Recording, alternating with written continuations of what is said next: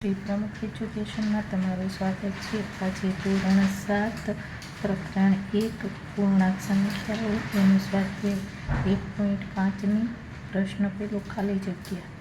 તો એક ઘન પૂર્ણાંક સંખ્યા રેખા ઉપર 0ની ખાલી જગ્યા બાજુએ આવેલ છે. તો કઈ બાજુ આવે? તો કે જમણી. બરાબર. હવે ઋણ પૂર્ણાંક સંખ્યા રેખા ઉપર 0ની ખાલી જગ્યા બાજુ આવેલા છે. તો કે ડાબી. ખાલી જગ્યાએ ઘન પૂર્ણાંક કે ઋણ પૂર્ણાંક નથી. તો શું નથી? તો કે 0. પછી સંખ્યા રેખા ઉપર ઘન પૂર્ણાંક ઉમેરવા આપણે ખાલી જગ્યા બાજુ ખસીએ છીએ. તો આપણે કઈ બાજુ ખસીએ? તો કે જમણી.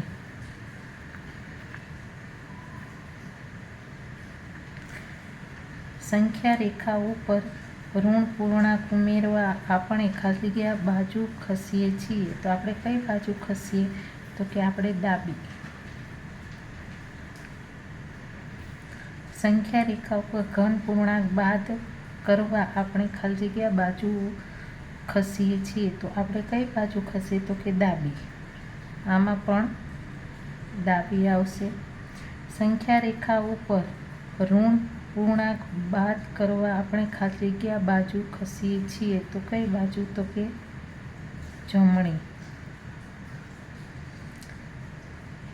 એક્સની વિરોધી સંખ્યા ખાલી જગ્યા છે. તો એક્સની કઈ આવે? તો કે -x આવે. -y ની વિરોધી સંખ્યા ખાલી જગ્યા છે. તો ખાલી y. બરાબર.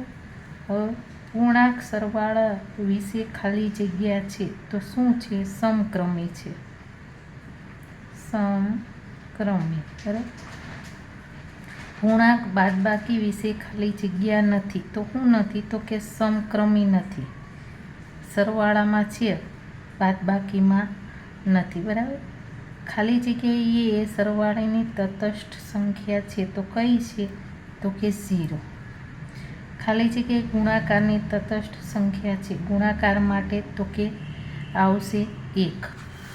હવે બે ઋણ પૂર્ણાંકોનો સરવાળો ખાલી જગ્યા સંખ્યા મળે. તો કઈ મળે? તો કે ઋણ.